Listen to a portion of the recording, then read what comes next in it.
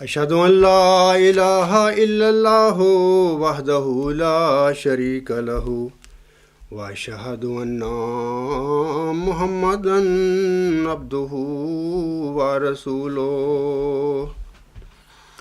اما بعد فاعوذ باللہ من الشیطان الرجیم بسم اللہ الرحمن الرحیم الحمد للہ رب العالمین الرحمن الرحیم مالک یوم الدین ایاک نعبد و ایاک نستعین اہدنا الصراط المستقیم صراط الذین انعمت علیہم صراط الذین انعمت علیہم غیر المغضوب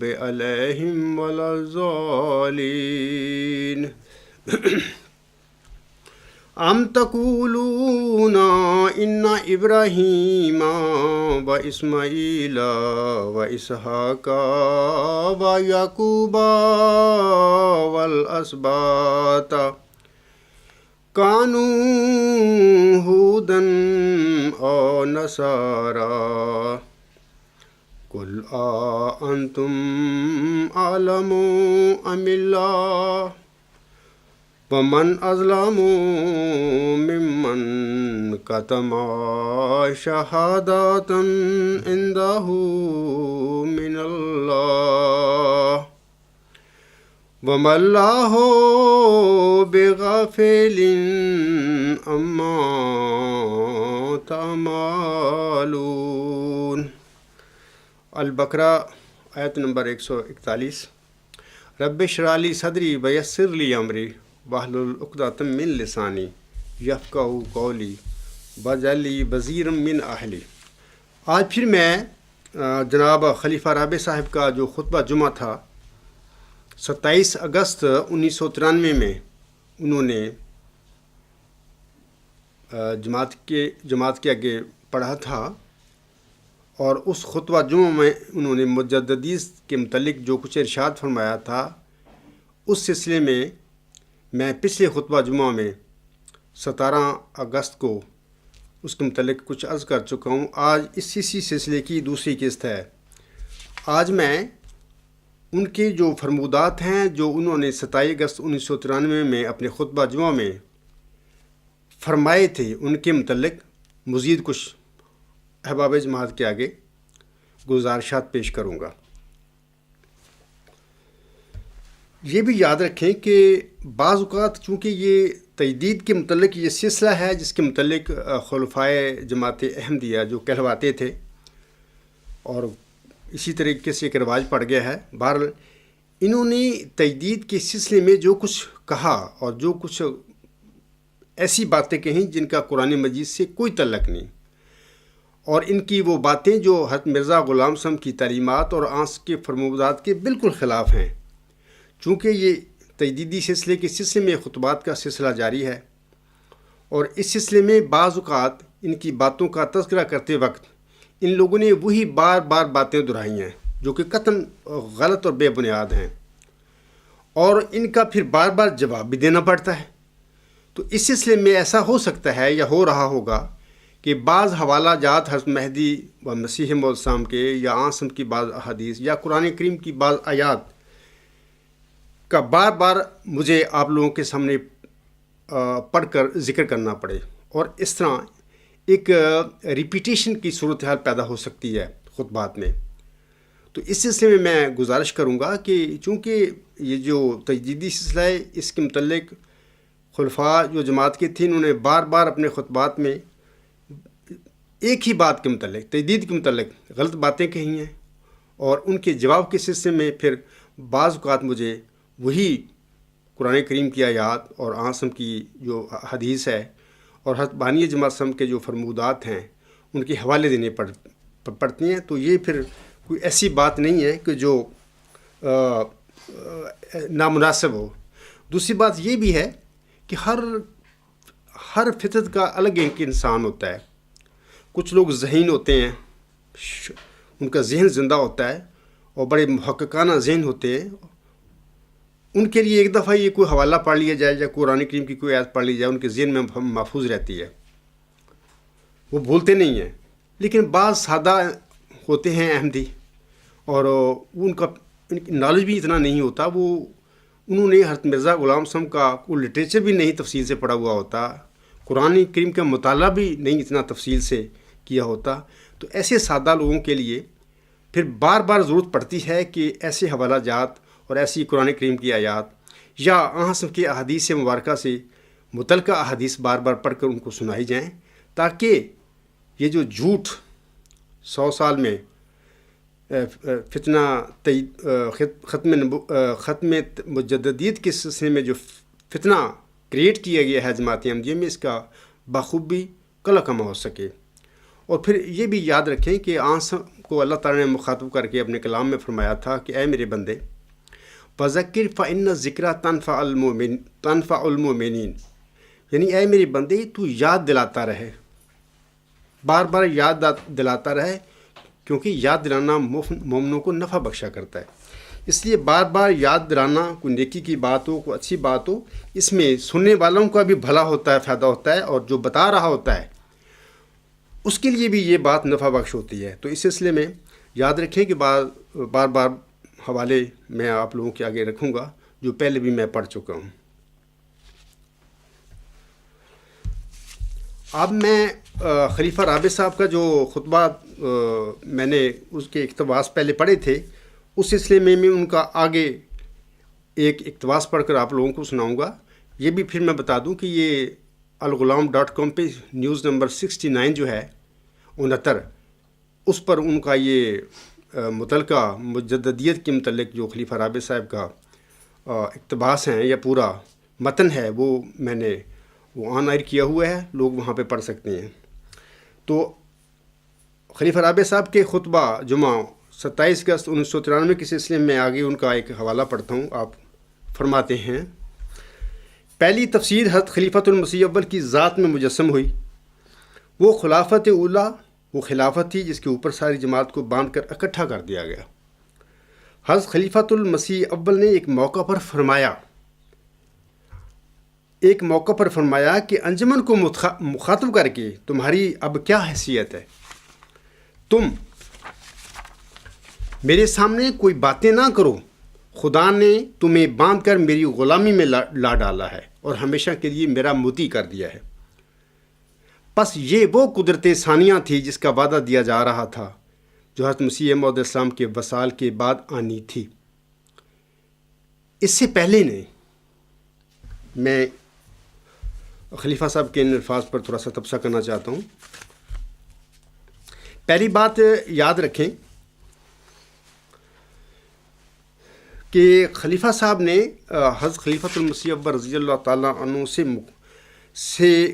کے حوالہ سے یہ بات انہوں نے یہاں پر خطبہ میں فرمائی تھی کہ چنانچہ حضرت خلیفۃ المسیح اول نے ایک موقع پر فرمایا کہ انجمن کو مخاطب کر کے تمہاری اب کیا حیثیت ہے؟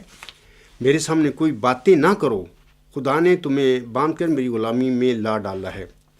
اس سلسلے میں میری گزارش یہ ہے کہ خلیفہ رابع صاحب کو چاہیے تھا، یہ بڑی بات انہوں نے کہی ہے خطبہ جمعہ میں، ایک جماعت کے سربراہ تھے، ذمہ دار تھے، لوگوں کو اس کا حوالہ بھی دیتے، انہوں نے کوئی حوالہ نہیں دیا کہ کب خلیفۃ المسیح اول نے کس معین وقت پر یہ الفاظ فرمائے تھے، وہ کن لوگوں کو فرمائے تھے، انہوں نے کوئی حوالہ نہیں دیا، حوالہ دینا چاہیے۔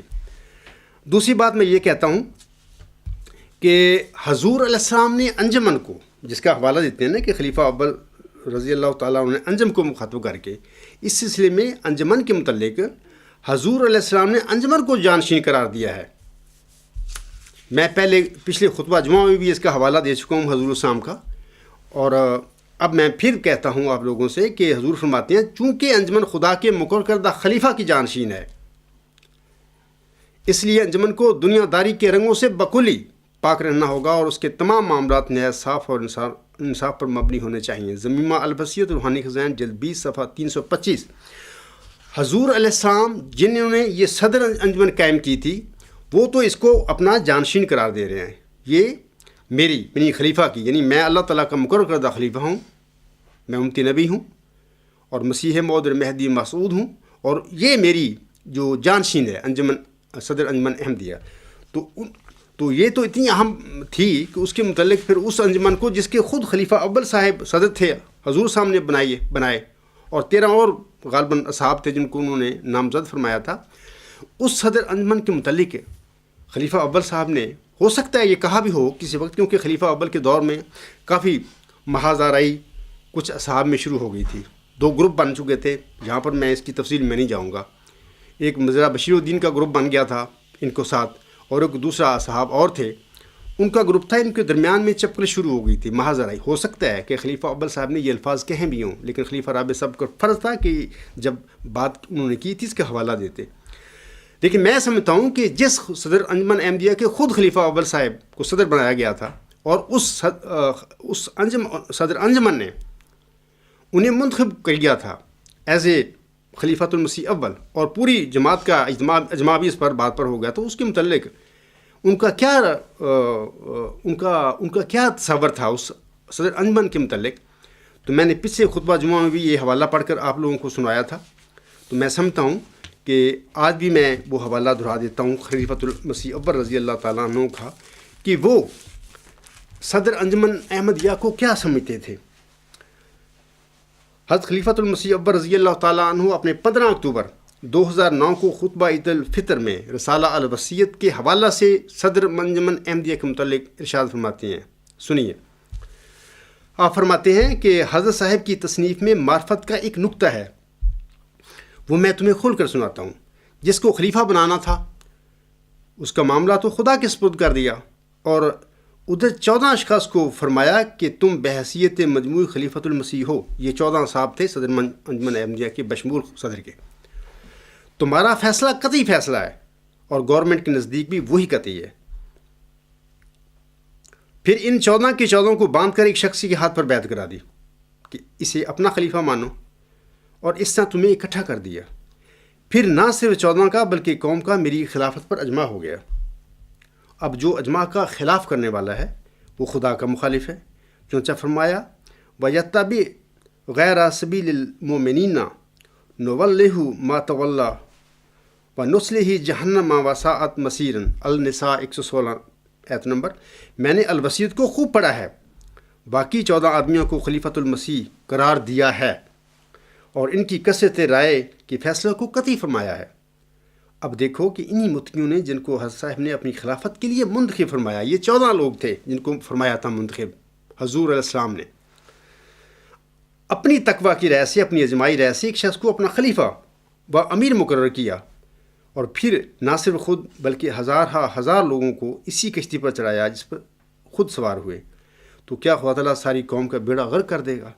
ہرگز نہیں۔ بس تم کان کھول کر سنو، اگر اب اس معاہدہ کے خلاف کرو گے فَأَعْقَابَهُمْ نِفَاقًا فِي قُلُوبِهِمْ سورہ التوبہ آیت نمبر 77 کی مصداق بنو گے۔ میں نے تمہیں یہ کیوں سنایا ہے؟ اس لیے کہ تم میں بعض نافہم ہیں جو بار بار کمزوریاں دکھاتے ہیں۔ میں نہیں سمجھتا کہ وہ مجھ سے بڑھ کر جانتے ہیں۔ خطبات نور صفحہ نمبر 419 پہ یہ خلیفۃ المسیح اول رضی اللہ عنہ کے یہ الفاظ دیکھے جا سکتے ہیں۔ اچھا، تیسری بات جو میں آپ لوگوں کے سامنے رکھنا چاہتا ہوں اسی سلسلے میں، وہ یہ ہے کہ خلیفہ صاحب نے فرمایا اپنے اقتباس میں، بس یہ وہ قدرت ثانیہ تھی جس کا وعدہ دیا جا رہا تھا، جو حضرت مسیح موعود السلام کے وصال کے بعد آنی تھی، اس سے پہلے نہیں۔ میرا یہاں پر سوال ہے کہ اگر یہ انتخابی جس کو صدر انجمن نے پوری اتفاق سے اس کے صدر کو خلیفہ اول منتخب کیا تھا حضرت مولانا نور الدین رضی اللہ تعالیٰ عنہ کو، اور پوری جماعت کا اس پہ اجماع ہو گیا تھا اس کی خلافت پہ، ایسے عظیم و شان خلیفہ کو اور اس کی خلافت کو اگر یہ قدرت ثانیہ ہوتی ہے انتخابی خلافت، تو اس کو کہنا چاہیے تھا، حق تھا کہ اس خلافت کو قدرت ثانیہ کہا جاتا۔ لیکن سوال یہ ہے کہ اگر یہ خلافت، انتخابی خلافت قدرت ثانیہ تھی، جیسے کہ خلیفہ صاحب فرما رہے ہیں اپنے 27 اگست 1994 کے خطاب میں، جمعہ کے خطبہ میں، تو پھر میرا ان سے سوال یہ ہے کہ حضرت خلیفۃ المسیح اول رضی اللہ تعالیٰ عنہ کے دور میں افراد خاندان مسیح موعود قدرت ثانیہ کے نزول کے لیے ان سے دعائیں کیوں کرواتے رہے تھے؟ ایک ایسا انسان جس کو حضرت بانی جماعت الاسلام نے، یہ حضرت بانی جماعت الاسلام کو اگر نکال دیں اس جماعت احمدیہ میں سے، پیچھے کیا رہ گیا؟ یہ پیچھے ہے کیا؟ یہ تماشا ہے پیچھے.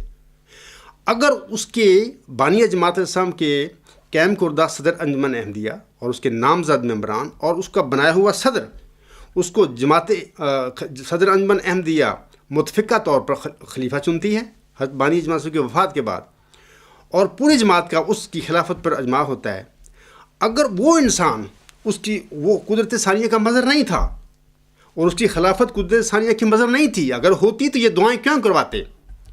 وہ حوالہ ہی میں دوبارہ پڑھ دیتا ہوں. قدرت ثانیہ کے لیے اجتماعی دعا. حضرت میر ناصر نواب صاحب نے حضرت خلیفہ اول رضی اللہ تعالیٰ عنہ کی خدمت میں عرض کیا کہ حضرت مسیح موعود علیہ السلام نے قدرت ثانیہ کے ظہور کے لیے ہر ملک میں اکٹھے ہو کر اجتماعی دعا کرنے کا ارشاد فرمایا. چنانچہ حضرت خلیفہ اول رضی اللہ تعالیٰ عنہ نے مولوی محمد علی صاحب کو حکم دیا کہ وہ اخبارات میں اجتماعی دعا کی تحریک شائع کریں. چنانچہ انہوں نے اس کی تعمیل میں اعلان شائع فرمایا. قادیان میں حضرت میر صاحب ایک عرصہ تک مسجد مبارک میں یہ اجتماعی دعا کراتے رہے. تاریخ احمدیہ جلد 3 صفحہ 212. اب سوال یہ ہے کہ یہ انسان، اتنا عظیم انسان خلیفہ اول، جس کو پوری صدر انجمن احمدیہ کے ممبران نے متفقہ طور پر خلیفہ چنا، پوری جماعت کا اس پر اجماع ہو گیا، اگر وہ خلیفہ اول قدرت ثانیہ کا مظہر نہیں تھا، اس کی خلافت قدرت ثانیہ کی مظہر نہیں تھی، قدرت ثانیہ نہیں تھی، کیونکہ نہیں اس لیے تھی کہ یہ اس سے دعائیں کروا رہے تھے خاندان مسیح موعود علیہ السلام کے افراد. اگر وہ نہیں تھا مظہر قدرت ثانیہ کا اور اس کی خلافت قدرت ثانیہ نہیں تھی، تو پھر اس کے بعد صدر انجمن احمدیہ کو رد کرنے والے اپنے طور پر اپنی ہی حواریوں سے، اپنے منظور نظر لوگوں سے، چاپلوس لوگوں سے اپنے آپ کو خلیفہ ثانی بنانے والے، اور آگے پھر اپنی بنائی ہوئی خود ساختہ مجلس سے انتخاب اپنے ملازموں کی، اس سے بننے والے خلیفے قدرت ثانیہ کے مظاہر کیسے ہو سکتے ہیں؟ خود یہ سوال ہے میرا احباب جماعت کیا گیا، خود غور کرو کہ یہ کیسے قدرت ثانیہ کے مظاہر ہو سکتے ہیں جب وہ پہلا نہیں تھا اور پہلے کے دور میں اس سے دعائیں کروائی گئی تھیں.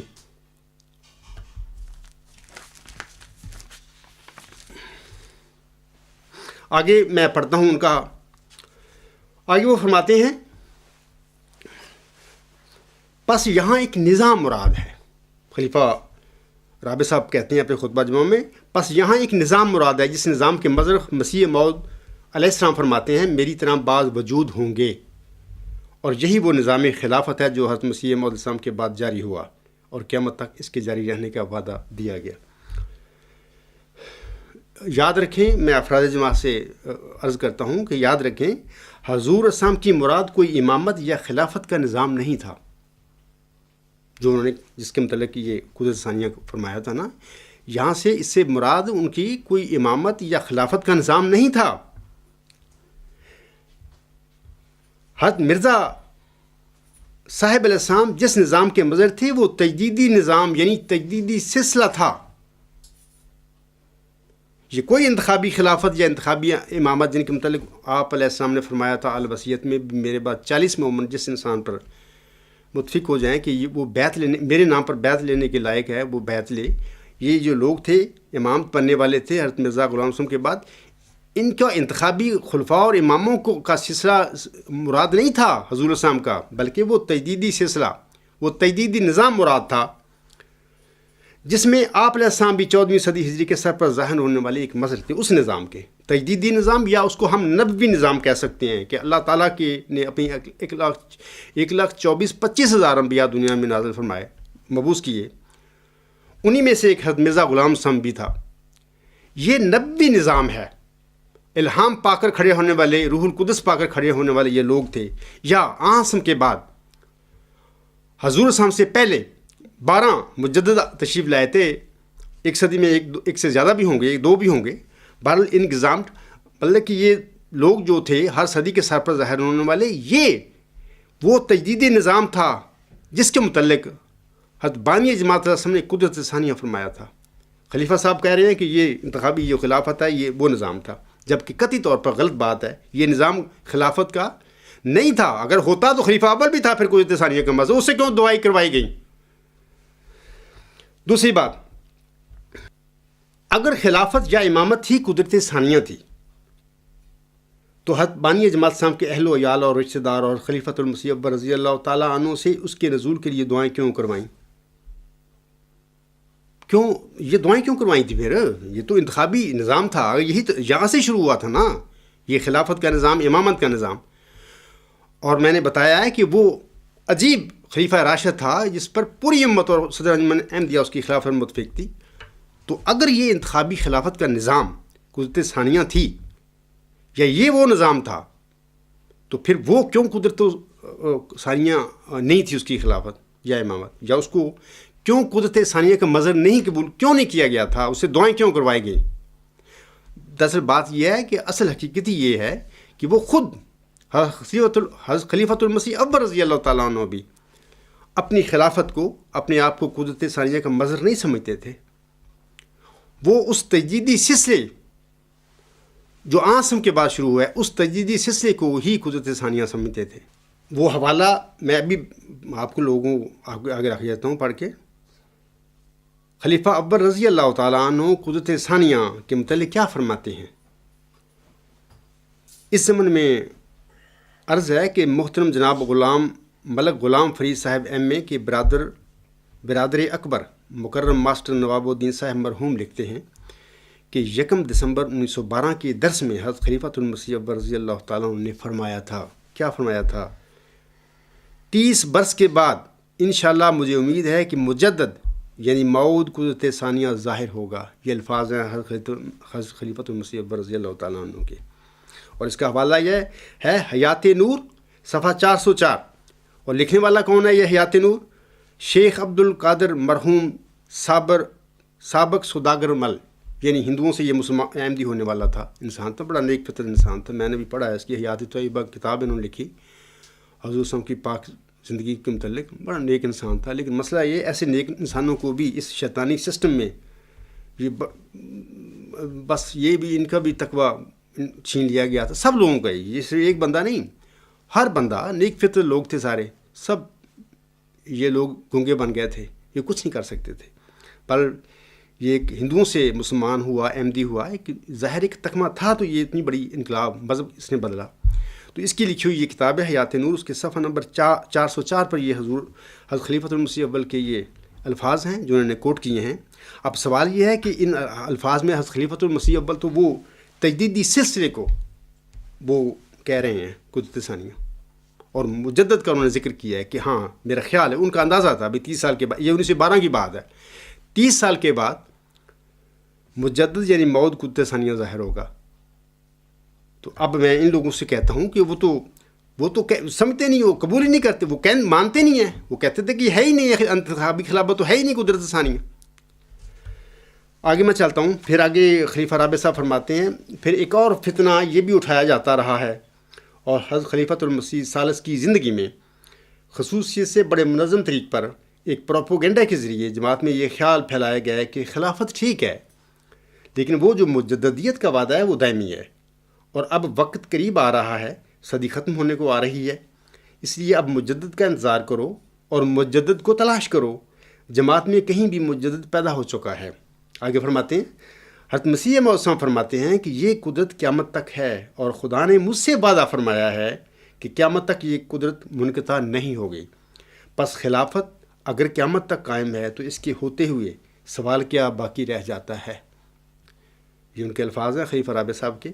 میں پھر وہی بات عرض کرتا ہوں کہ حضرت مہدی و مسیح موعود علیہ السلام نے خلافت یا امامت کو قیامت تک غیر منقطع نہیں فرمایا۔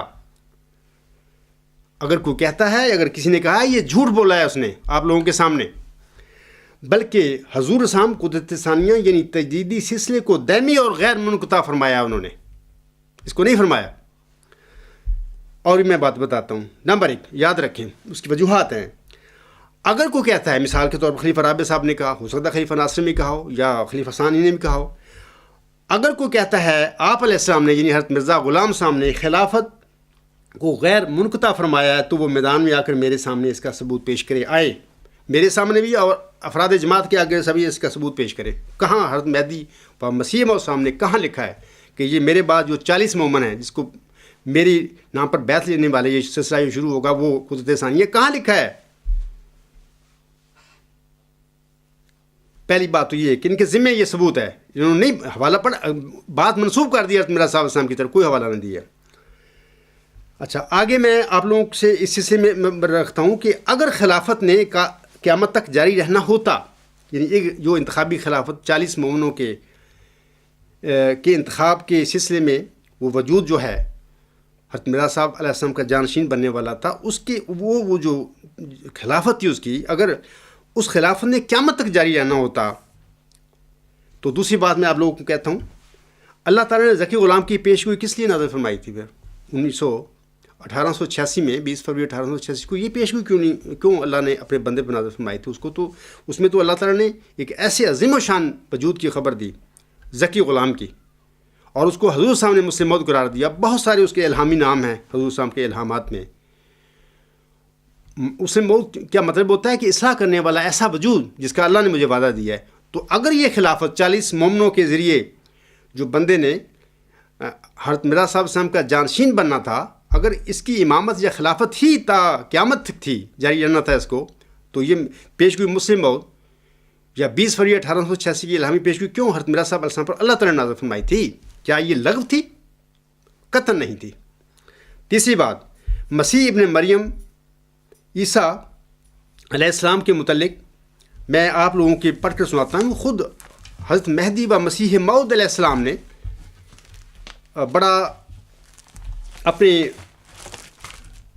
فرمایا ہے اپنے بعد، وہ سن لیں۔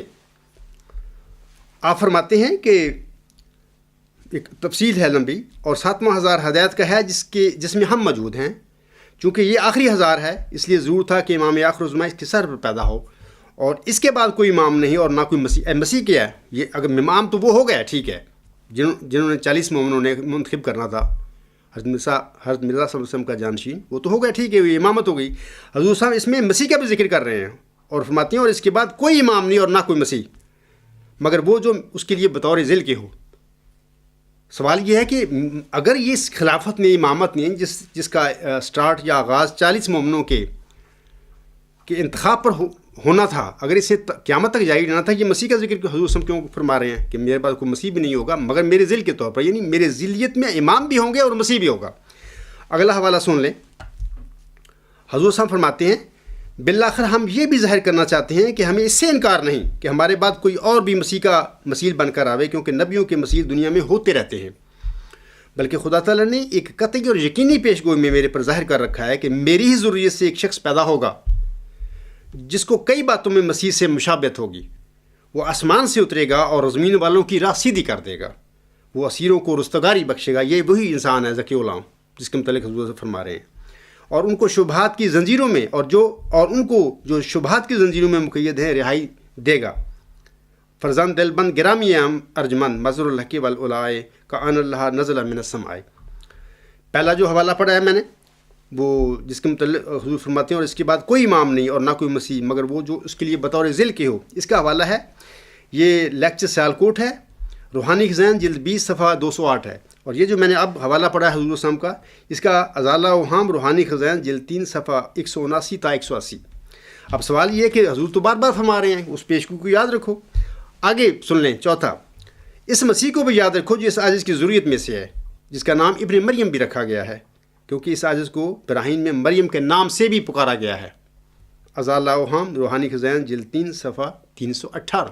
یہ کون ہے مسیح سے ابن مریم؟ اگر اس نے اس خلافت نے اس نظام نے جس کو خلیفہ کہہ رہے ہیں وہ نظام تھا، پہلے تو نظام ہی نہیں تھا، وہ حضرت مرزا صاحب اس نظام کے انتخابی نظام کے مظہر نہیں تھے، میں پہلے بات کر چکا ہوں نا بھائی۔ اگر ان 40 مومنوں کے انتخاب سے کھڑا ہونے والا جانشین حضرت مرزا صاحب السلام کا، اس کی امامت نے، ان لوگوں کی خلافت نے تا قیامت جاری رہنا تھا۔ کوئی یہ لوگوں کی اللہ تعالیٰ خبر حضرت مرزا صاحب دے رہے ہیں، یہ کون تھے؟ اللہ تعالیٰ بھی دے رہا ہے، حضرت مرزا صاحب بھی دے رہے ہیں، یہ کون لوگ ہیں؟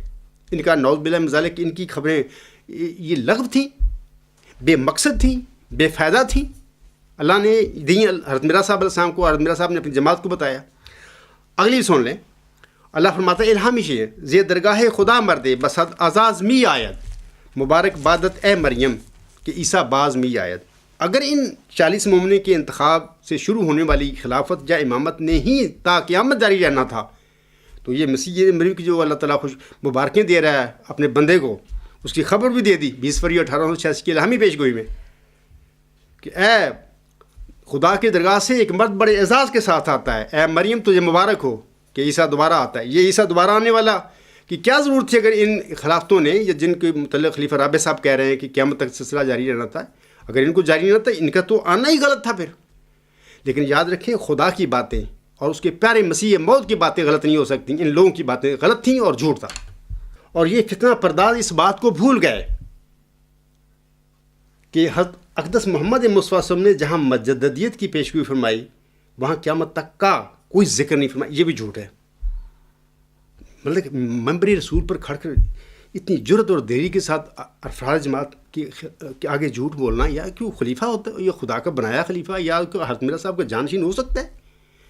حضرت مرزا صاحب علیہ السلام کی تعلیم کی بالکل ٹوٹلی جو ان پر اللہ کا کلام نازل ہوا تھا، جو ان کی اپنا کلام تھا، اس کے خلاف باتیں کرنے والا بندہ جانشین ہونا بعد کی بات ہے، وہ ان کا ماننے والا ہو سکتا ہے؟ میں آپ کو بتاتا ہوں، یہ کہتے ہیں نا کہ یہ فتنہ پرداز اس بات کو بھول گئے کہ حضرت اقدس محمد صلی اللہ علیہ وسلم نے جہاں مجددیت کی پیشگوئی فرمائی وہاں قیامت تک کا کوئی ذکر نہیں فرمایا۔ میں نے پچھلے خطبہ جمعہ میں بڑے بڑے 10 فتنوں کا ذکر کیا تھا، آپ لوگوں کو پتہ ہوگا نا، میرا 17 اگست کا خطبہ تھا، اس میں 10 بڑے بڑے فتنوں کا ذکر کیا تھا جو خدا کے بنائے ہوئے ان خلیفوں نے حضور اسلام کی جماعت احمدیہ میں ڈالے ہیں۔ اور عجیب بات ہے کہ جماعت احمدیہ میں 15ویں صدی کے سر پر جن مخلص اور متقی احمدیوں نے ان نام نہاد خلیفوں کو حدیث مجددین یاد کروائی، یہ عجیب خلیفے ایسے احمدیوں کو فتنہ پرداز کہہ رہے ہیں۔ خود سوچو۔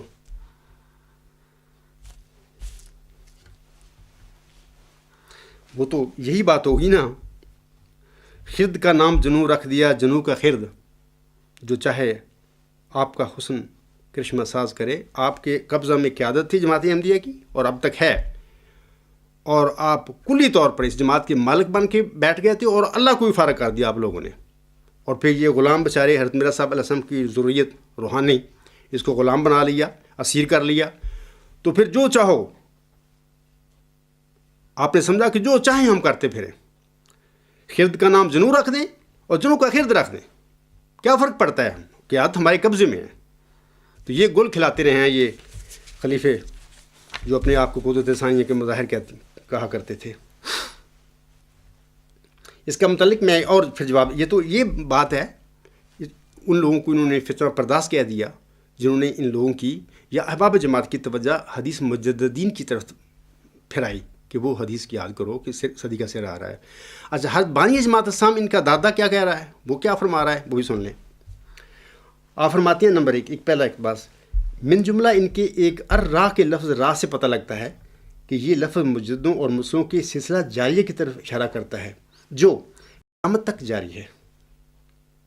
یہ وہ کہہ رہے ہیں تو آنس میں جو پیشگوئی فرمائی ہے مجددین کی، اس کا قیامت تک کوئی ذکر ہی نہیں۔ یہ خود خلیفہ رابع فرما رہا ہے، دیکھ لیں اس کا خطبہ پڑھ لیں متن، قیامت تک کا کوئی ذکر نہیں۔ جبکہ حضرت بانی جماعت صاحب فرما رہے ہیں کہ جو قیامت تک جاری ہے، یعنی وہ سلسلہ جو الراہ کے لفظ سے پتہ لگتا ہے کہ یہ لفظ مجددوں اور مسلموں کے سلسلہ جاریہ کی طرف اشارہ کرتا ہے جو قیامت تک جاری ہے۔ اب اس سلسلہ میں آنے والے مجددوں کی خارق، ان کی کامیابیوں، ان کی پاک تاثیروں وغیرہ وجوہات احکام آیات کو گن بھی نہیں سکتی، اور یہ سب خارق اور کامیابیاں جو رسول اللہ صلی اللہ علیہ وسلم کے بعد آپ صلی اللہ علیہ وسلم کے متبعین مجددوں کے ذریعے سے ہوئیں اور قیامت تک ہوں گی، در حقیقت رسول اللہ صلی اللہ علیہ وسلم کی ہی کامیابیاں ہیں۔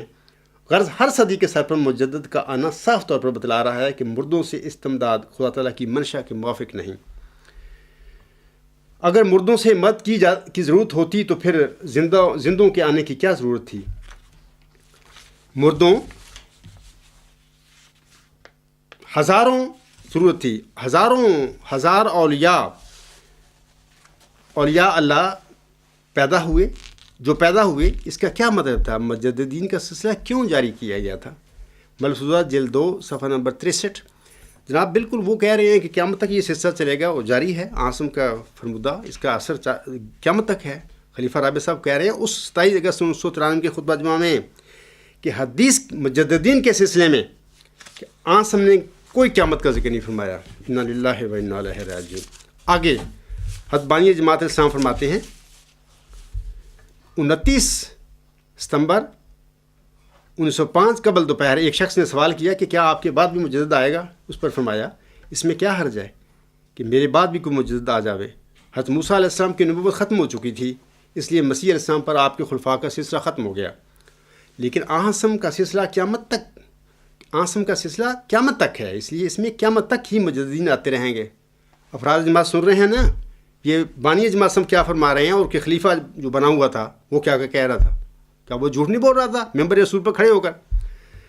اگر قیامت نے فنا کرنے سے چھوڑا تو کچھ نہیں کہ کوئی اور بھی آ جائے گا۔ ہم ہرگز اس سے انکار نہیں کرتے کہ صالح اور ابرار لوگ آتے رہیں گے اور پھر بغتتاً قیامت آ جائے گی۔ یہ ملفوظات جلد 8 صفحہ نمبر 119 پہ ان کا حضور السلام کا حوالہ ہے۔ تیسرا حوالہ میں پڑھتا ہوں۔ خلفاء کے آنے کو اللہ تعالیٰ نے قیامت تک لمبا کیا ہے۔ یاد رکھو یہ خلیفے جو کہہ رہے تھے کہ عاصم کی حدیث جو ہے مجددین، اس سلسلے میں عاصم نے قیامت تک کا ذکر نہیں فرمایا۔ یہ جھوٹے لوگ تھے۔ حضور السلام سچے ہیں، یہ لوگ سچے ہیں۔ حکم اور عدل یہ لوگ تھے کہ یہ بانی جماعت اسلام حکم عدل تھا۔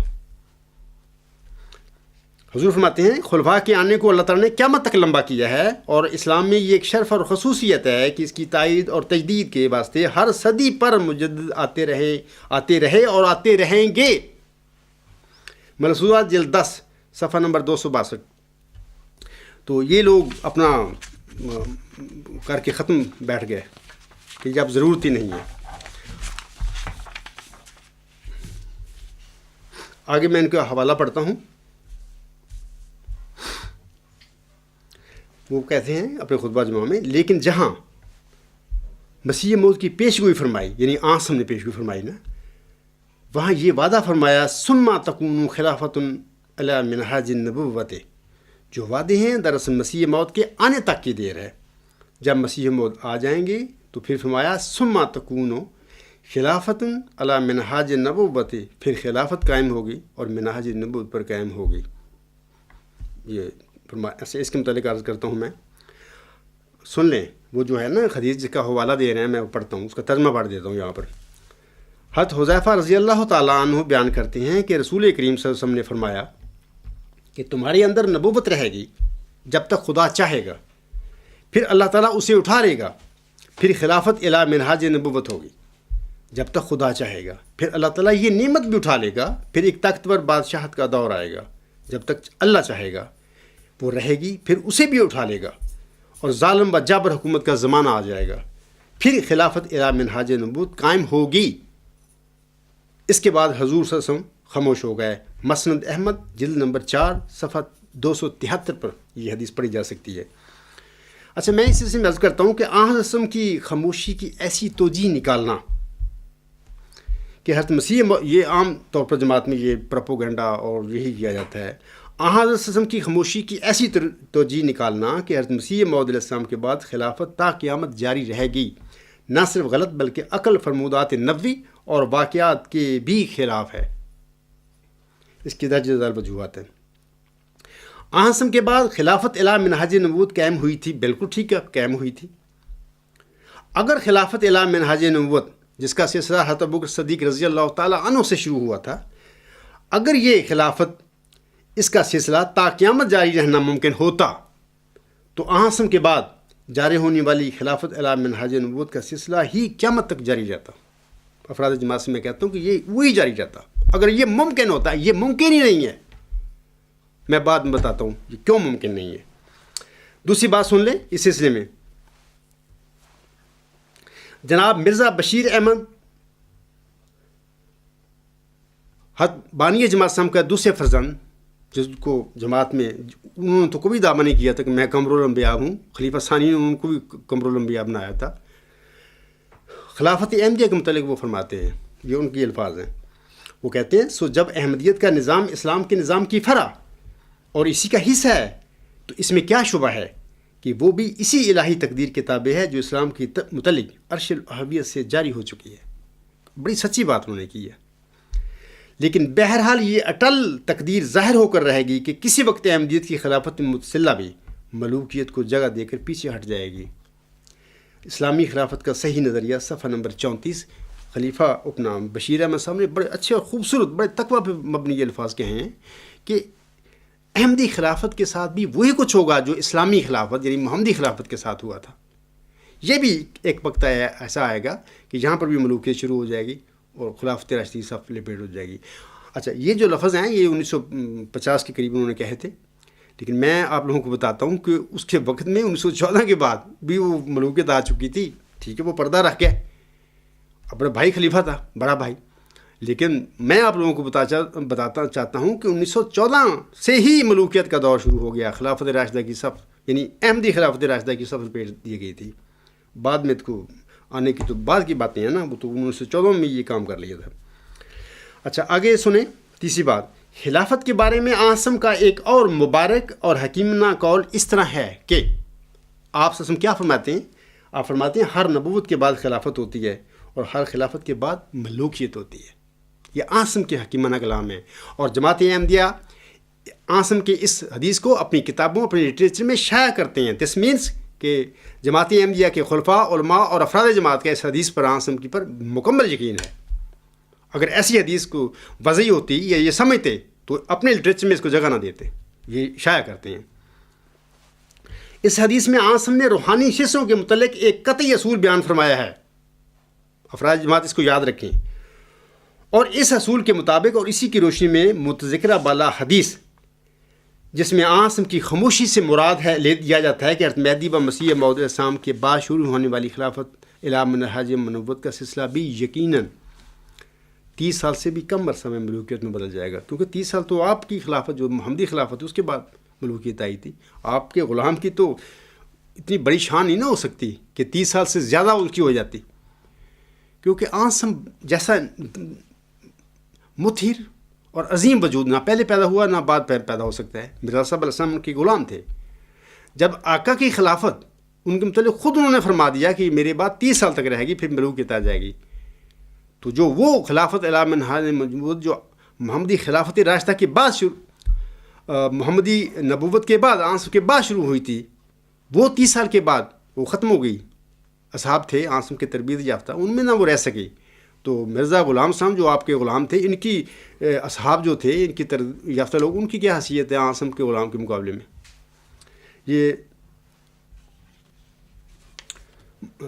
یہ ایک میں تیسری آپ کو ثبوت دیا، دلیل دیا اس بارے میں نا کہ عاصم کی خاموشی سے قطعاً یہ مراد نہیں ہے کہ وہ خلافت الی منہاج نبوت تا قیامت جاری رہے، سب جھوٹ بولتے ہیں، خلفاء بھی علماء بھی۔ چوتھی میں آپ کو بتاتا ہوں، اگر حضرت مہدی و مسیح موعود کے بعد جاری ہونے والی خلافت الی منہاج نبوت کا سلسلہ تا قیامت جاری رہنا ہوتا تو حضرت مہدی و مسیح موعود کو ایک ذکی غلام مسلم موت کی بشارت کبھی نہ ہوتی۔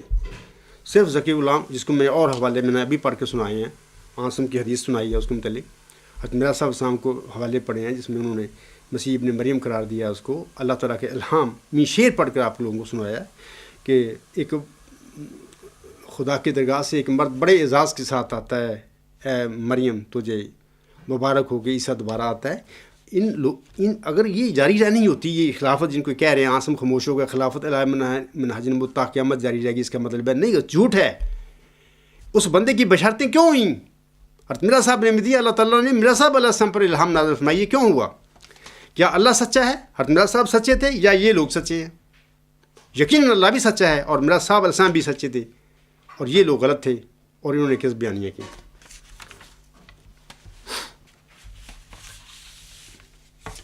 آگے میں وہ پڑھتا ہوں ان کا اقتباس، وہ فرماتے ہیں، اور یہ خلافت اور وہ خلافت ہے جس کا آیت استخلاف میں ذکر ہے، یہ وہ خلافت ہے جو مومنین سے وعدہ دیا گیا ہے، اور یہی مضمون ہے جو حضرت مسیح موعود السلام واضح فرما رہے ہیں، جیسا کہ آیت استخلاف میں تھا، وعد اللہ الذین آمنوا منکم وعملوا الصالحات لا یستخلفنہم فی الارض۔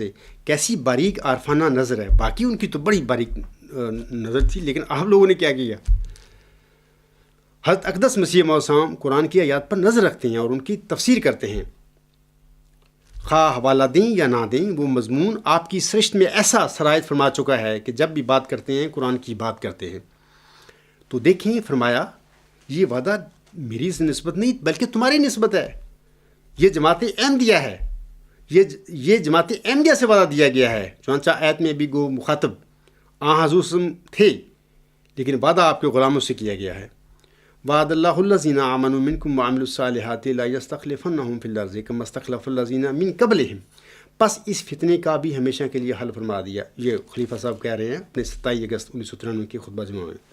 میں اس کی متعلق عرض کرتا ہوں. نمبر 1، غلاموں سے جو وعدہ تھا وہ وعدہ تو بمشکل عاصم کے غلاموں میں سے نا، وہ وعدہ تو بمشکل 30 سال تک رہا اور پھر انتخابی خلافت کی صف لپیٹ دی گئی. تو پھر آپ کے غلام کی انتخابی خلافت تا قیامت کس طرح جاری رہ سکتی ہے؟ میں افراد جماعت سے سوال کرتا ہوں. یہ جو کہہ رہے ہیں تا قیامت، عاصم کو جو وعدہ تھا وہ غلاموں کے ذریعے پورا ہو، وہ تو 30 سال بھی نہ رہا. تو یہ اس کے غلام کی انتخابی خلافت قیامت تک کیسے چل سکتی تھی؟ نمبر 1. دوسری بات، حضور صاحب نے اپنی تحریروں میں میرے مطالعہ کے مطابق انتخابی خلفاء کے ضمن میں ایت استفلاق کا حوالہ صرف چند جگہ حضرت ابوبکر صدیق رضی اللہ تعالیٰ عنہ کے حصے میں فرمایا ہے، جبکہ اس ایت کے حوالہ سے کئی جگہ پر بلکہ سینکڑوں جگہ پر الہامی خلفاء یعنی انبیاء اور مجددین کا ذکر فرمایا حضرت مرزا غلام صاحب نے. کیا جو چند جگہ پر فرمایا اس کی اہمیت زیادہ ہے یا کہ جس کا ذکر حضور صاحب نے اپنی پورے لٹریچر میں سینکڑوں جگہ فرمایا ہے؟ اس ایت استخلاف کو باسلسلہ انبیاء اور باسلسلہ مجددین، کیا وہ اہمیت زیادہ رکھتا ہے؟ ان لوگوں نے ابوبکر صدیق کو پکڑ لیا کیونکہ یہ بات ان کے کام کی تھی، باقی کو چھوڑ دیے. یہ جو انہوں نے فرمایا ہے نا کہ پس اس فتنے کا بھی ہمیشہ کے لیے حل فرما دیا، یہ یعنی حدیث مجددین مطلب کہ یہ کیا فتنہ تھا ان لوگوں کے لیے؟ یہ کہہ رہے ہیں نا کہ پس اس فتنے کا بھی ہمیشہ کے لیے حل فرما دیا. کیا مجددوں کا آنا جماعت احمدیہ میں محمدیت کی طرح، کیا ان لوگوں کے لیے یہ فتنہ تھا اور ان کا یہ سمجھ رہے ہیں کہ حضرت مرزا صاحب نے اس کا حل فرما دیا؟ حضرت مرزا صاحب نے تو جاری کیا ہے اس نعمت کو جو عاصم کے مبارک کے منہ سے نکلی، وہ تو جاری فرماتے ہیں قدم قدم پر ہر لٹریچر میں اپنی کتب پہ. یہ اس کو فتنہ بھی قرار دے رہے ہیں، اس کا حل بھی کرتے پھر رہے ہیں. اور حدیث مجددین کو یہ عجیب خلیفے فتنہ قرار دیتے پھر رہے ہیں. انا للہ و انا الیہ راجعون. آگے پڑھتے ہیں وہ میں پڑھتا ہوں. اگر خلیفہ صاحب فرماتے ہیں اگر کوئی تجدید کی ضرورت پڑتی ہے تو ہمیشہ انقطاع کے بعد پڑا کرتی ہے، اور دراصل تجدید کے وعدے میں خلافت راشدہ کی دردناک انقطاع کی خبر بھی دی گئی ہے. اچھا یہ سن لیں، انہوں نے کہا نا کہ عاصم میں جو تجدید کی خبر دی ہے وہ پیش ہوئی، جو مطلب کہ حضور صلی اللہ علیہ وسلم فرماتا ہے ان اللہ یبعث لہذہ الامۃ علی راس کل میۃ سنۃ من یجدد لہا دینا. یہ عاصم کے الفاظ ہیں. یہ ہر 100 سال کے بعد ہر صدی کے سر پر اللہ تعالیٰ اپنے کسی انسان کو مبعوث فرمائے گا اس کے دین کی تجدید جو کرے گا. اچھا اس کی متعلق یہ جو ہیں کہتے ہیں کہ عاصم نے یہ فرمایا تھا، اس کی میں خلافت راشدہ جو عاصم کے بعد شروع ہوئی تھی ابوبکر صدیق رضی اللہ تعالیٰ عنہ سے، اس کی انقطاع کی خبر تھی. اچھا میں آپ لوگوں کو بتاتا ہوں اس سلسلے میں. عاصم کے بعد تجدید کا وعدہ تو تا قیامت کے لیے دیا گیا ہے. یہ یاد رکھیں، یہ حدیث جو میں نے ابھی پڑھے ہیں حوالے حضرت مرزا صاحب علیہ السلام کے بھی، انہوں نے کہا قیامت تک یہ سلسلہ جاری ہے. جیسا کہ میں نے حضرت مہدی و مسیح کے فرمودات کی روشنی میں پہلے میں بتا چکا ہوں، اگر خلیفہ رابع کے بقول دراصل تجدید کے وعدے میں خلافت راشدہ کی دردناک انقطاع کی خبر دی گئی ہے. اب سوال یہ ہے کہ اگر تجدید کے وعدے میں خلافت راشدہ کی دردناک انقطاع کی خبر موجود تھی تو پھر حضرت مرزا صاحب السلام کو 20 فروری 1886 کی الہامی پیشگو میں جس ذکی غلام مسیح الزمان یعنی مسلم موعود کی بشارت دی گئی تھی. نمبر 1، کیا اس بشارت میں حضرت مرزا صاحب السلام کے بعد جاری ہونے والی انتخابی خلافت راشدہ کی دردناک انقطاع کی خبر موجود نہیں ہے؟ اگر اس نے جاری رہنا ہوتا تو وہ خبر ہی نہ ہوتی. نمبر 2، حضور نے فرمایا اس مسیح ابن مریم کو یاد رکھو جو میری ذریت میں سے، اور ابھی میں نے حوالے پڑھے ہیں، سارے 4 حوالے میں نے پڑھے ہیں. عیسیٰ کا شعر علیہ السلام کے متعلق بھی پڑھا ہے، یہ درگاہ خدا مرد بسد ازاز می آید، مبارک بادت اے مریم کے عیسیٰ باز می آید، یہ خبریں کیوں آئیں بشارتیں محمدی مریم کو؟ اگر ان لوگوں کی جو امامت ہے جن کو 40 جن کے متعلق بانیہ جماعت سامنے فرمایا 40 آدمی مومن جس پہ اتفاق کر لیں کہ وہ میرے نام پر بیعت لینے کے لائق ہے، یہ جو سلسلہ خلافت اور امامت کا شروع ہوا تھا حضرت مہدی علیہ السلام کی وصیت کے مطابق، فرمان کے مطابق، اگر اس امامت یا خلافت نے انتخابی تھی یہ قیامت تک جاری رہنا تھا، تو اللہ تعالیٰ کا وہ کلام جو حضرت مرزا صاحب پر نازل ہوا، اور اللہ تعالیٰ نے اور جو وہ کلام حضرت بانیہ جماعت اسلام کا جس میں انہوں نے بار بار اپنے بعد ایک مسیح عیسیٰ ابن مریم کی خبر دی ہے، تو وہ خبر کیوں تھی اگر اس نے جاری رہنا تھا؟ وہ خبر سچی ہے جو اللہ تعالیٰ نے حضرت مرزا صاحب وسلم کو دی تھی الہامی طور پر جس بندے کے متعلق، ذکی غلام کے متعلق، اور حضرت مرزا صاحب السلام کا اپنا کلام بھی سچ ہے، یہ لوگ جھوٹ بول رہے ہیں۔ اور آسم کے تو حدیث کو ثبوت پیش کر رہے ہیں خلافت راشدہ کی انقطاع کی، اور اتنا بڑے ایک بندہ موجود ہے حضرت مرزا صاحب کو دیا گیا، اس نے حضرت مرزا صاحب کے بعد آنا ہے۔ ان کو نظر نہیں آیا کہ وہ خلافت راشدہ امامت جو حضور یعنی حضرت مرزا صاحب السلام کے بعد شروع ہوئی تھی، اس کے بعد جو شروع ہونے والی امامت ہے یا خلافت ہے، اس کی انقطاع کی خبر موجود ہے اس میں۔ آگے لکھتے ہیں، وہ پڑھتے ہیں خطبہ میں، اگر خلافت راشدہ جاری رہتی تو کسی اور مجدد کا سوال ہی پیدا نہیں ہوتا تھا، ورنہ ہر صدی کے سر پر خلافت کے ساتھ ایک رکیب اٹھ کھڑا ہوتا اور صدی در صدی امت الہی منشا کے مطابق منقطع ہو جاتی اور کاٹی جاتی اور متفرق ہو کر بکھر جاتی۔ سوال یہ ہے کہ تو یہ ممکن ہی نہیں انتخابی خلافت تا قیامت جاری رہ سکے، یہ ممکن ہی نہیں۔ اگر ممکن ہوتی تو عاصم کو پہلا پتہ ہوتا، وہ خبر دے دیتے۔ جو چیز ممکن ہی نہیں ہے، کیونکہ یہ لوگ انتخاب کے ذریعے کھڑے ہونے والوں لوگوں میں اندر نفس ہوتا ہے لگا ہوا ہے، یہ نفسانی دخل دیتے ہیں اور ملوکیت بنا کر بیٹھ جاتے ہیں، نام خلافت کے لیتے ہیں، اور یہ خلافت راشدہ اس لیے ممکن ہی نہیں ہے۔ ہاں، اللہ تعالیٰ کا جو تجدیدی سلسلہ ہے، جو نبوی سلسلہ اللہ تعالیٰ نے جاری فرمایا ہے دنیا میں اپنے لوگوں کی اصلاح کے لیے، ان کو تعلیم دینے کے لیے، وہ تا قیامت جاری ہے۔ اللہ تعالیٰ جب سمجھتا ہے، مناسب سمجھتا ہے کہ لوگ گمراہ ہو چکے ہیں اور ان کو میں نے ہدایت دینی ہے، تو پھر وہ کبھی نبی بھیج کے بھی، امتی نبی بھیج کے، عاصم کے بعد امتی نبی بھیج کے بھی ان کو اصلاح، ان کی ہدایت دے سکتا ہے، سامان پیدا کر سکتا ہے ہدایت کے، کوئی مجدد بھیج کے بھی، مسلم موت بھیج کے بھی ان کی اصلاح کے سامان پیدا کر سکتا ہے۔ لیکن یہ جو کہہ رہے ہیں نا متفرق ہو جاتی، کاٹی ہوتی، مطلب کہ خود عاصم فرماتے ہیں جس کے ہم غلام ہیں کہ ہر نبوت کے بعد خلافت ہوتی ہے اور ہر خلافت کے بعد ملوکی ہوتی ہے، اور انتخابی خلافت جو حضرت مرزا صاحب علیہ السلام کے بعد جاری ہونے والی تھی، عاصم کے اس ارشاد سے باہر نہیں ہے۔ اگر محمدی خلافت راشدہ کے ساتھ وہی کچھ ہوا جو عاصم نے فرمایا ہے کہ ہر خلافت کے بعد، ہر نبوت کے بعد خلافت ہے اور ہر خلافت کے بعد ملوکیت ہے، تو پھر احمدی انتخابی خلافت جو تھی ان کے غلام کی شروع ہونے والی، ان کے ساتھ بھی یہی ضرور ڈیفینیٹ ہونا تھا، اور ہوا۔ عاصم کے فرمان کے مطابق عاصم کے بعد بعض نفسانی لوگ جو تھے، ظاہر ہے کہ انہوں نے یعنی انبی اور وغیرہ انبی ملوک جو آئے تھے، ان نفسانی لوگوں نے محمدی انتخابی خلافت کی صف لپیٹی تھی اور اس کو ملوکی میں بدلا تھا۔ لیکن یاد رکھیں کہ وہ تجدیدی سلسلہ جو عاصم کے فرمان کے مطابق شروع ہوا، جس کے پہلے مظہر تھے قدرت ثانیہ کے، وہ حضرت عمر بن عبد العزیز تھے، وہ سلسلہ تا قیامت جاری ہے، اور اسی قدرت ثانیہ کے سلسلے کے یا نظام کہہ لیں، کوئی بھی کہہ لیں، 13ویں مظہر حضرت بانیہ جماعت علیہ السلام تھے۔ اسی طرح یاد رکھیں کہ احمدیت میں بھی خلیفہ اول کے بعد ملوکیت میں بدل دیا گیا، خلافت راشدہ کو لپیٹ دی گئی سب، لیکن تجدیدی سلسلہ جاری ہے اور قیامت تک ہے۔ آگے وہ فرماتے ہیں، پس کیسی جاہلانہ اسکیم ہے، کیسا جاہلانہ تصور ہے جو یہ لوگ اللہ کی طرف منسوب کرتے رہے، اور طرح طرح کی دل آزاریوں سے خلیفۃ المسیح اکبر کہ خلیفۃ المسیح ثالث کے دل کو چرکے لگاتے رہے۔ یہ خلیفہ رابع صاحب کے الفاظ ہیں ان کے 27 اگست 1993 کے خطبہ جمعہ میں۔ تو یہ جو جن لوگوں کی باتیں کر رہے ہیں نا کہ کیسی جاہلانہ اسکیم ہے، کیسا جاہلانہ تصور ہے،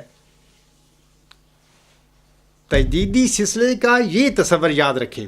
یہ ان لوگوں کی طرف وہ اشارہ کر رہے ہیں کہ جو خلیفہ ثالث کے زمانے میں جب 15ویں صدی کا سارا آ رہا تھا، کچھ لوگوں نے، متقی اور مخلص احمدیوں نے اپنی جماعت میں یہ حدیث مجددین کی طرف لوگوں کی توجہ مبذول کروانی شروع کر دی۔ ان لوگوں کے متعلق یہ کہہ رہے ہیں کہ وہ کہہ رہے ہیں کہ کیسی جاہلانہ اسکیم ہے اور کیسا جاہلانہ تصور ہے. میں آپ لوگوں کو بتاتا ہوں تجدیدی سلسلے کا یہ تصور اگر خلیفہ رابع صاحب کی نظر میں نعوذ باللہ جاہلانہ اسکیم ہے، جاہلانہ تصور ہے، یہ اس کے الفاظ میں نے پڑھے ہیں. وہاں پہ نیوز نمبر 69 پہ 69 پہ یہ آپ پڑھ لینا ان کے الفاظ اور چیک کر لینا ان کی جو ویڈیو ہے ریکارڈنگ. انہوں نے بولے ہیں نعوذ باللہ جاہلانہ اسکیم ہے، جاہلانہ تصور ہے.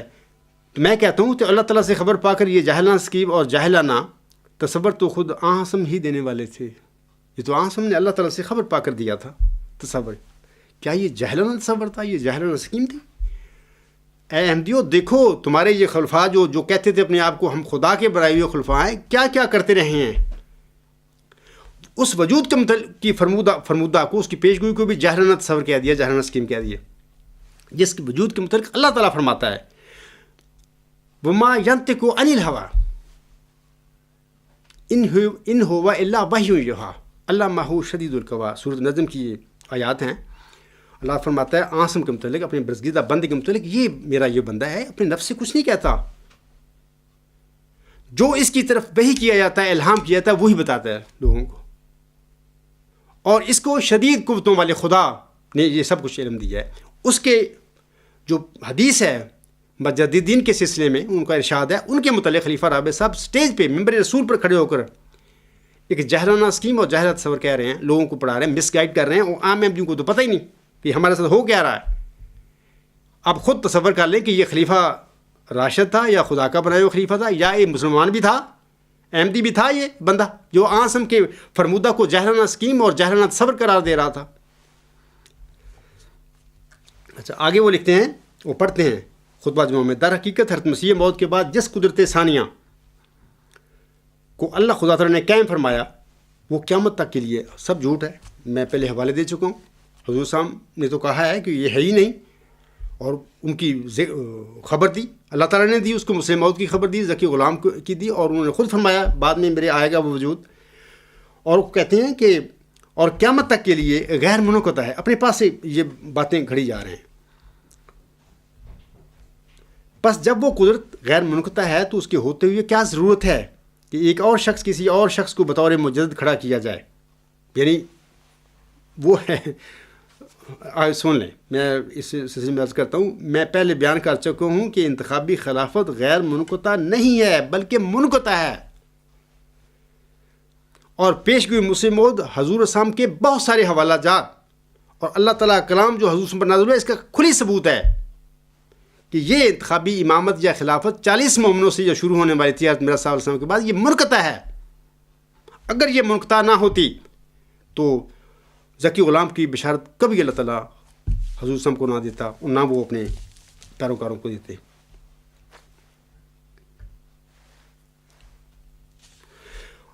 آگے لکھتے ہیں اور اگر کوئی یہ کہے کہ عاصم نے کوئی زمانے کی حد نہیں لگائی، اس لیے قیامت تک کے لیے اس حدیث کا اثر جاری ہے، تو ایسے سوچنے والوں کو غور کرنا چاہیے کہ قیامت تک کے لیے اس وقت کے خلیفہ کو کیوں خدا مجدد نہیں بنا سکتا جو صدی کے سر پر کھڑا ہو اور اس صدی کے غیر معمولی تقاضوں کو پورا کرنے کے لیے کسی تجدید کی ضرورت سمجھے. پس اس حدیث نبوی کا آیت استخلاف سے کوئی ٹکراؤ نہیں، بلکہ دراصل آیت استخلاف کے مضمون کو اس طرح بیان فرمایا گیا ہے جس طرح پانی کے بعد تیمم کا ذکر کیا جاتا ہے. اچھا یہ ان کے الفاظ ہیں خطبہ جمعہ میں. میں اس سلسلے میں عرض کرتا ہوں کہ اگر مسلم موعود کا جھوٹا دعویٰ خلیفہ صاحب کے والد نہ کرتے تو پھر پیشگی مسلم موعود کے متعلق بھی ان کی یہی رائے ہونی تھی کہ خدا کسی خلیفے کو مسلم موعود بنا دے گا. خلیفہ کے ہوتے ہوئے الگ سے کسی اور وجود کو مسلم موعود بنانے کا کیا تک بنتا ہے وغیرہ وغیرہ. یہ لوگ اس پیشگی کے متعلق بھی اگر خلیفہ ثانی نہ جھوٹا دعویٰ کرتا تو ان کا یہی رد عمل ہوتا جیسا کہ مجدد کے متعلق ہے کہ خلیفہ کو اللہ بنائے گا. خلافت پر قبضہ کرنے کے بعد اللہ تعالیٰ کو بھی ان لوگوں نے اپنا مطیع بنا لیا. یاد رکھیں اگر خدا نعوذ باللہ ان لوگوں کا نوکر بن گیا ہوتا تو پھر ہم کہہ سکتے ہیں کہ ٹھیک ہے ان کے الفاظ ٹھیک ہوں گے، ان کو پوچھ کے ہی ان کو ہی بنائے گا اگر بن گیا ہوتا. لیکن نعوذ باللہ من ذالک وہ کسی کا نوکر نہیں. ان لوگوں کے جیسے بہت دنیا میں آئے ہیں اس قسم کے اللہ کو بلیک میل کرنے والے، مطیع بنانے والے. دوسری بات، مجدد موعود یعنی یہ عاجز تو اپریل 1993 میں خلیفہ صاحب کے آگے کھڑا تھا جیسا کہ میں نے پچھلے خطبہ جمعہ میں بھی ذکر کیا ہے. تو پھر وہ یعنی خلیفہ رابع صاحب اللہ تعالیٰ سے کہتے ہیں اس وقت کہ اے اللہ تو نے مجھ خلیفے کو کیوں مجدد نہیں بنایا, اس کو کیوں بنا دیا. اس کو کہتے ہیں اللہ تعالیٰ سے. تیسری بات یہ ہے کہ انبیاء اور مجددین پانی ہوا کرتے ہیں. میں پہلے بھی کسی خطبہ میں اس کا ذکر کر چکا ہوں کہ انبیاء اور مجددین پانی ہوا کرتے ہیں, اور انبیاء کے بعد مجددین کے بعد خلفائے راشدین کا شارٹ لیوڈ جو سلسلہ ہوتا ہے, پیریڈ ہوتا ہے, ان کی عدم موجودگی میں یہ تیمم ہم اس کو کہہ سکتے ہیں. یہ تیمم ہوتا ہے. یاد رکھیں کہ اللہ تعالیٰ انبیاء کو اور مجددین کو الہامی پانی سے مصفہ کرتا ہے. یہ لوگ آ کے دنیا میں بدیوں کو پلیدیوں کو دور کرتے ہیں, سچی تعلیم سے سچی تعلیم لوگوں کو دیتے ہیں. لیکن چونکہ یہ لوگ انسان ہوتے ہیں, بشر ہوتے ہیں, انہوں نے ایک دن فوت ہو جانا ہوتا ہے. اور یہ سلسلہ یا نبوت یا مجددیت دائمی اس سلسلے میں نہیں کہ ہر مجدد کے فوت ہونے کے بعد فوراً ہی اللہ تعالیٰ کسی کو الہام دے کر روح القدس پا کر کھڑا کر دیا اس کی جگہ پر. یہ سلسلہ جاری, یہ اس طرح نہیں ہوتا. ہر نبی اور ہر مجدد کے بعد لازماً یہ ان کی خلافت راشدہ کا سلسلہ شروع ہوتا ہے, اور وہ ایک وقت تک وہ ٹھیک رہتا ہے, اور اس کے بعد پھر یہ ملوکیت اور بادشاہتوں میں بدل جاتا ہے. یہ جو لوگ الہامی پانی پا کر روح القدس پا کر کھڑا ہوتے ہیں, خواہ وہ نبی ہوں یا مجدد ہوں, یہ لوگ اصل پانی کے قائم مقام ہیں. یہ تیمم کے قائم مقام نہیں. ہاں, ان کے بعد, ان کے جانے سے, ان کے اس دنیا کو چھوڑنے کے بعد ان کی جگہ پر جو لوگ آتے ہیں, مجبوری ہوتی ہے اس وقت لوگوں کی بھی, یا انتخاب کر لو, کسی بندے کو کھڑا کر دو. وہ لوگ, وہ بھی خاص کر میں کہتا ہوں کہ وہی خلفائے راشدین, ان لوگوں کی تعلیم کے پر پیروکار چلنے والے وہ لوگ بھی, جیسے کہ حضرت ابوبکر صدیق رضی اللہ تعالیٰ عنہ سے لے کر اس حضرت علی رضی اللہ عنہ تک یہ خلفائے راشدین تھے. یہ بھی تیمم تھے. یہ پانی کی حکم نہیں رکھتے تھے, پانی کا حکم عام رکھتے تھے. ایسے حضرت مرزا صاحب السلام کے بعد حضرت ابوبکر, حضرت مولانا خلیفۃ المسیح اول رضی اللہ تعالیٰ عنہ تیمم کی حیثیت رکھتے تھے. پانی کی حیثیت حضرت مرزا غلام السلام رکھتے تھے. اور 1914 کے بعد جو سلسلہ ہوا, یہ تو تیمم بھی نہیں ہے, یہ تو تیمم بھی نہیں ہے, یہ تو بلائے دمشق ہے جس کو وہ اپنے آپ کو پانی بنا رہے ہیں. آگے آخری میں پھر پڑھتا ہوں ان کا اقتباس, اس کے بعد میں خطبہ جمعہ ختم کروں گا. اگر خلافت قائم نہ رہے تو خدائے سمت کو چھوڑے گا نہیں, اور مسلسل نہیں تو کم از کم صدی کے سر پر ضرور کوئی ایسا ہدایت یافتہ وجود بھیج دے گا جو اس وقت تک جمع ہوئی گمراہیوں کا ازالہ فرمائے گا, یا ایک سے زائد ایسے وجود بھیج دے گا جو مختلف جمعوں پر تجدید دین کا کام کریں گے. جب خلیفہ موجود ہو تو پھر خلافت سے الگ کسی تجدید کی ضرورت نہیں, اور وہ خلافت جس کا مسیح موت سے وعدہ کیا گیا ہے اتنی نمایاں طور پہ الہی تائید یافتہ خلافت ہے کہ اس کے ہوتے ہوئے اگر آپ تجدید کا تصور کریں تو یہ ماننا لازمی ہوگا. یہ وہ بات آ رہی ہے, ان کے منہ سے نکل رہی ہے, تو یہ ماننا لازمی ہوگا کہ خلافت ہلاک ہو چکی ہے, اس میں کوئی تقویٰ کی روح باقی نہیں رہی. ایسی صورت میں اگر کوئی الگ مجدد اگر کھڑا کیا جاتا ہے تو اللہ تعالیٰ کا کام ہے. اللہ کے کام جب ظاہر ہوتے ہیں تو خود اپنا ثبوت اپنے ذات میں رکھتے ہیں, کسی بحث کی متعین نہیں ہے. جناب یہ بات انہوں نے کہہ دی پھر کہ اگر یہ سمجھا جائے تو یہ تو خلافت ہلاک ہو گئی پھر اگر اللہ کھڑا کرے گا. تو اس خلافت کی ہلاکت تو پیشگوئی مسلم موت میں موجود ہے. اس خلافت کی جو امامت شروع ہونے والی تھی, اس کی ہلاکت تو حضرت مرزا علیہ السلام کے حوالہ جات جو میں نے پڑھے ہیں ان میں موجود ہے کہ اس نے ہلاک ہونا ہے, اور یہ ہلاک ہو گئی تھی 1914 کے بعد. اور اللہ تعالیٰ کا مقرر کردہ اور معمور کیا ہوا انسان وہی ذکی غلام خلیفہ رابع صاحب کے آگے اپریل کے شروع میں 1993 میں آگے کھڑا تھا, اور اس کو پتہ تھا یہ بات کا, وہ کھڑا ہے میرے سامنے. اس کے باوجود یہ باتیں پہ جھوٹ بولتے رہے 27 اگست 1993 کے اپنے خطبہ جمعہ میں. اور ان کو چاہیے تھا اللہ کا تقویٰ اختیار کرتے اور لوگوں کو مزید جو ہو گیا تھا, پہلے گمراہی ہو چکی تھی, ان مزید لوگوں کو جماعت احمدیہ کے افراد کو گمراہ نہ کرتے, سچی بات بتا دیتے.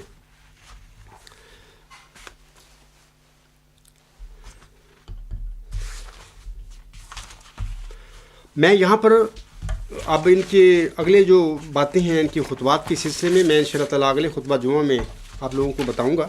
تیسرا خطبہ بھی مجھے اس سلسلے میں خلیفہ رابع صاحب کے 27 اگست جو 93 کا جو خطبہ جمعہ ہے، اس کے متعلق تیسرا خطبہ بھی مجھے دینا پڑے گا کیونکہ ابھی رہ گیا ہے کچھ مضمون ان کا.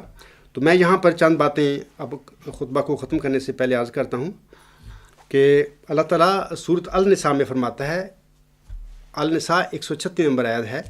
اللہ تعالیٰ فرماتا ہے یا ایھا الذین آمنوا کونوا قوامین بالقسط شہداء للہ ولو علی انفسکم او الوالدین والاقربین. اے مومنو، تم پوری طرح انصاف پر قائم رہنے والے اور اللہ کے لیے گواہی دینے والے بن جاؤ. گو آپ کی گواہی اپنے خلاف ہو دینی پڑے آپ کو، آپ کو اپنی گواہی اپنے خلاف دینی پڑے. ولو علی انفسکم او الوالدین والاقربین، خواہ وہ آپ کی گواہی آپ کے والدین کے خلاف ہو، خواہ آپ کی گواہی آپ کو اپنے قریبی رشتہ داروں کے خلاف دینی پڑے، ضرور انصاف کے ساتھ سچی گواہی دینا، اپنے نفس کا شکار نہ ہو جانا. اللہ کی یہ تعلیم ہے قرآن کریم میں. النساء سورۃ نمبر 136 میں اللہ فرماتا ہے. تو میں آپ لوگوں سے کہتا ہوں کہ یہ جو خلفائے جماعت جو میں جن کے متعلق یہ خطبات دے رہا ہوں، یہ کیا کرتے رہے تھے؟ کیا یہ سچی گواہی انہوں نے سچے کام کیے تھے؟ انہوں نے اللہ تعالیٰ کے کلام کی، آسم کے کلام کی، اور حضرت بانی جماعت اسلام کا کے کلام کی، جو ان کا رشتے میں دادا بھی تھا علیہ السلام، ان کے کلام کی دھجیاں انہوں نے اڑا دیں اور پتہ نہیں کس طرف چلے گئے. میں نے پچھلے خطبہ جمعہ میں موسیان سے ایک گزارش کی تھی کہ وہ اپنے عہدے داروں اور خلیفہ صاحب سے میرے سوالوں کا جواب مانگے. اگر وہ خارج بھی کرتے ہیں کچھ فرق نہیں پڑتا. اللہ تعالیٰ کے وعدہ کے مطابق جو انہوں نے اپنے پیارے مہدی و مسیح علیہ السلام سے کیا تھا، اس کے مطابق اگر انہوں نے وہ تقویٰ پر چلے ہیں، انہوں نے سب کچھ وہ شرائط پوری کی ہیں، تو انشاءاللہ تعالیٰ حضرت بانی جماعت علیہ السلام کے قول کے مطابق وہ واقعی وہ جنتی ہیں. بشک لاکھ دفعہ بھی اخراج کر دیں آپ کا جماعت سے، کوئی فرق نہیں پڑے گا. باقی میں آپ لوگوں کو بتاتا ہوں، اس خطبہ جمعہ میں ہر احمدی سے گزارش کرتا ہوں کہ وہ اپنے عہدے داروں اور خلیفہ صاحب وغیرہ یا دوسرے ارباب و اختیار جو ہیں، ان سے میرے سوالوں کا جواب مانگیں. ان سے کہیں کہ جناب یہ بندہ تمہارے خلفاء کی باتوں کو جو انہوں نے کہی تھی سب جھٹلا رہا ہے، دلائل کے ساتھ ثبوت دے کر. آپ لوگ اس بندے کے مقابلے پہ آ کر، اس کو مقابلے پر بلا کر یا اس کے مقابلے پہ کھڑے ہو کر ان کے سوالوں کے جواب دو. جو باتیں کہہ رہا ہے وہ غلط ہیں. اور اگر تم نہیں کہو گے تو میں آپ لوگوں کو بتاتا ہوں کہ ان کو بتاؤ کہ اس وقت تک ہم نہ چندہ ادا کریں گے، نہ ہم آپ کے اجلاسوں میں شامل ہوں گے. چندہ کے سلسلے میں یاد کر رکھیں کہ حضرت بانی جماعت اسلام نے صرف 2 چندے تھے، ایک اختیاری چندہ الوصیت اور دوسرا لازمی چندہ تھا. اس کے متعلق انہوں نے کوئی شرح نہیں مقرر فرمایا تھا 1 پیسہ 2 پیسے جتنا کوئی دے سکتا ہے وہ ضرور دے، لازمی قرار دیا انہوں نے. جو جماعت میں میرے پیروکاروں میں شامل ہوں گا وہ ضرور دے، لیکن جتنا وہ دے سکتا ہے اپنی توفیق کے مطابق دے، کوئی شرح کوئی پابندی نہیں ہے. میں آپ لوگوں سے کہتا ہوں کہ یہ 48 چندے کے قریب، اس سینچری کے قریب یہ چندے لگے ہوئے ہیں. یہ شرح کے ساتھ پھر جو تم سے لیے جا رہے ہیں، سب ان لوگوں کا دمشق کی بلا کے یہ منصوبے تھے. یہ ان کے جبر ہیں تم پر، تمہیں لوٹا گیا ہے. آپ لوگ ان سے کہہ دیں کہ اس وقت تک جب تک اس بندے کے جو عبدالغفار جنبہ کھڑا ہو گئے تمہاری خلفاء کی باتوں کے، علماء کی باتوں کو غلط ثابت کر رہا ہے دلائل کے ساتھ، جب تک اس کا تم کو مقابلہ نہیں کرتے میدان میں آ کر، اس کو جھوٹا نہیں ثابت کرتے، اس وقت تک ہم آپ کے یہ چندے نہیں دیں گے. کیونکہ اگر آپ اس کا مقابلہ ہی نہیں کر سکتے تو چندے آپ کو دینا ایک قسم کا ہم پیسہ ضائع کرنے والی باتیں ہیں. ہم نے اس عاجز سے پہلے، وہ کہہ دیں آپ کو، اس سے پہلے ہمیں پتہ نہیں تھا حقیقت کا. ہم یہ اپنا پیسہ ضائع کرتے رہے ہیں، آپ کی جیبوں میں ڈالتے رہے ہیں. لیکن اب ہمیں یہ شخص حقیقت بتا رہا ہے. اب ہمیں جب تک تم لوگ اس کا مقابلہ نہیں کرتے، اس کے سوالوں کا جواب کچھ جڑاتے نہیں دلائل کے ساتھ، اس وقت تک ہم یہ چندے نہیں دیں گے. اور اس سلسلے میں یاد رکھیں کہ ان کو کہیں کہ ہم آپ کے اجلاسوں کو بھی شامل نہیں ہوں گے. بند کر دیں اگر خدا کی رضا آپ چاہتے ہیں. یہ زندگی 20 سال 50 سال 80 سال 100 سال میکسیمم ہوتی ہے. اس کے بعد ہم نے خدا کے حاضر ہونا ہے. آپ لوگ سب نے حاضر ہونا ہے، میں نے بھی حاضر ہونا ہے. اگر تم اللہ کی رضا چاہتے ہو تو یہ عاجز سامنے صادق کھڑا ہے تمہارے سامنے اور آپ کو درخواست کرتا ہے کہ دیکھو یہ بڑی انصاف کی بات ہے کہ اگر یہ سچے لوگ تھے تو لازمی کہ اللہ کی جو باتیں کر رہا ہوں میں غلط ہوں، اور اگر میں سچا ہوں اور صادق ہوں تو یہ جھوٹے لوگ تھے جنہوں نے آپ کو 1 صدی غلام بنایا، اسیر بنایا، آپ کو لوٹا.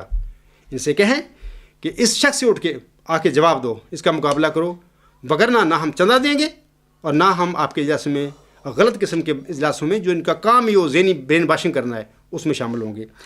اس سلسلے میں اگر آپ کو اخراج کی سزا بھی ہو جائے، میں سمجھتا ہوں، میں آپ کو یقین دلاتا ہوں، یہ آپ کو لیے ایک اعزاز ہوگا دنیا میں، جیسے مجھے یہ اعزاز ملے ہیں، میرے ساتھیوں کو ملے ہیں، ہمیں یہ اعزاز ملے ہیں، یہ میڈل ہیں ہمارے روحانی، جو ہمیں ان لوگوں نے، جماعت احمدیہ قادیان نے ہمیں اخراج کر کے، مکاتبے کر کے ہمیں یہ عطا کیے ہیں۔ ہم انشاءاللہ قیامت کے دن یہ میڈل دکھائیں گے اللہ کے آگے، اے اللہ ان لوگوں نے مسیح پاک کو بھی دکھائیں گے، اے میرے مسیح موعود، اے میرے آقا، تیری یہ لوگ تھے، ہمیں یہ کام کرنے والے ہمارے ساتھ۔ تو آپ یاد رکھیں، ڈریں نہیں اخراج سے۔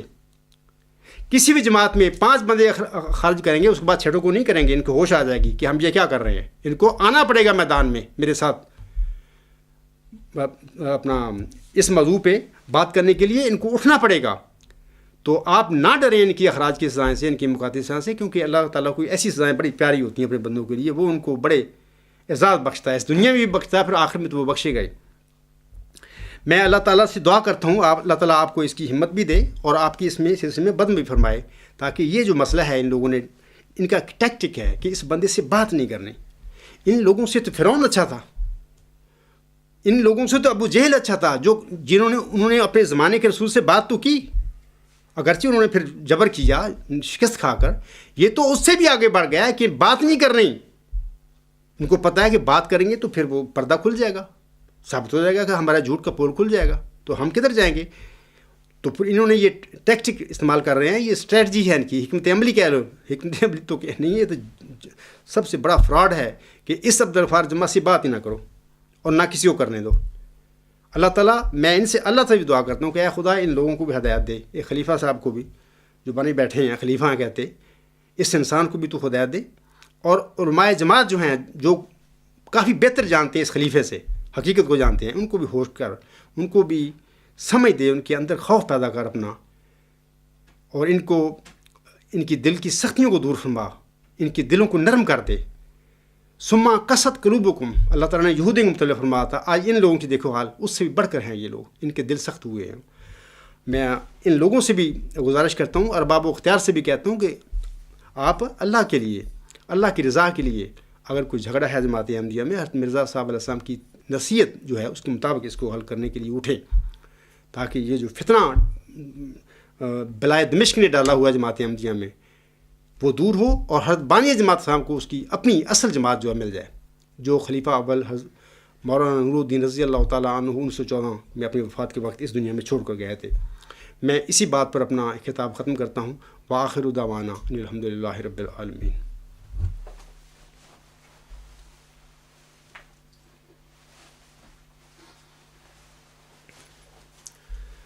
الحمد للہ نحمدہ ونستعینہ ونستغفرہ ونؤمن بہ ونتوکل علیہ ونعوذ باللہ من شرور انفسنا ومن سیئات اعمالنا، من یہدہ اللہ فلا مضل لہ ومن یضللہ فلا ہادی لہ، ونشہد ان لا الہ الا اللہ ونشہد ان محمدا عبدہ ورسولہ۔ عباد اللہ رحمکم اللہ، ان اللہ یامر بالعدل والإحسان وإیتاء ذی القربى وینہی عن الفحشاء والمنکر والبغی یعظکم لعلکم تذکرون۔ اذکروا اللہ یذکرکم وادعوہ یستجب لکم ولذکر اللہ اکبر۔